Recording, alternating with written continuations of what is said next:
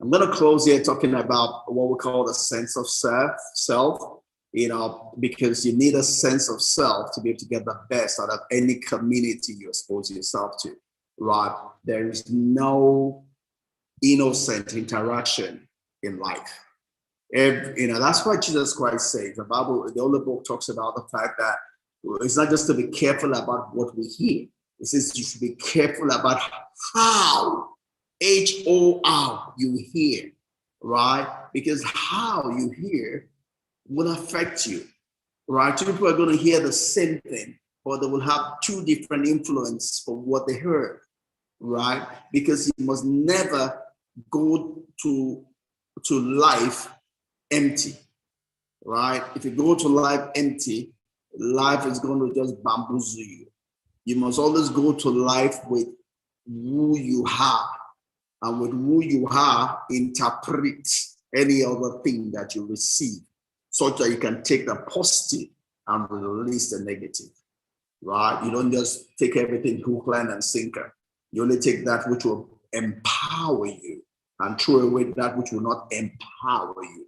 That's the way to win in life, right?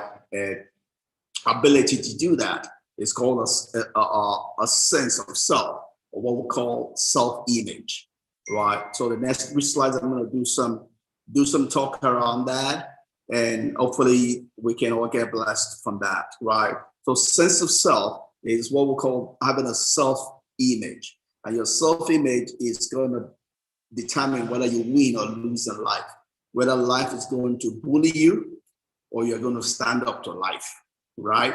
It's all about how much self-image, what's your self-image, what's your sense of self? Is it strong? Is it weak, right?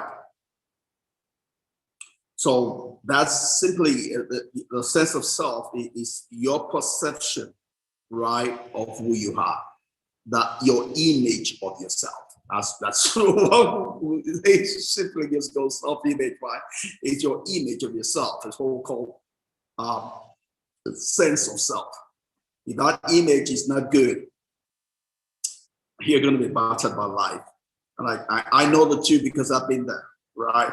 I've come from a place where I had a low sense of self, and I used to beat myself up, right? Anything goes wrong and I beat myself the more. I say, I talk negative about myself, right? And the teaching I received in church did not necessarily help me, right? Because it was all about falsehoods. We're talking about, people emphasize the external things rather than the internal things, right? And one of the things I was just going to say about some things I took from my church community, which are negative, things around, I've heard so much around people talking about individuality, there's the emphasis to de-emphasize individuality and more like emphasize groupthink, which is devilish. God created us as individuals for a reason, right? Groupthink is going against the creation of God, right? You must think through anything you want to associate yourself with and make your own decision whether you want to do it or not. Anything other than that is witchcraft. Witchcraft is that which causes you or bypasses your thinking level to just go to your subconscious level. Anything that bypasses your ability to think and make your own decision is witchcraft, right? God says, come and let us reason together. That's the standard for life. Come and let us reason together. Anything other than that is of the devil, right? So wherever you find yourself that someone is trying to de-emphasize your personality, your individuality, the person doesn't like you, doesn't love you. That person is from a devil, right?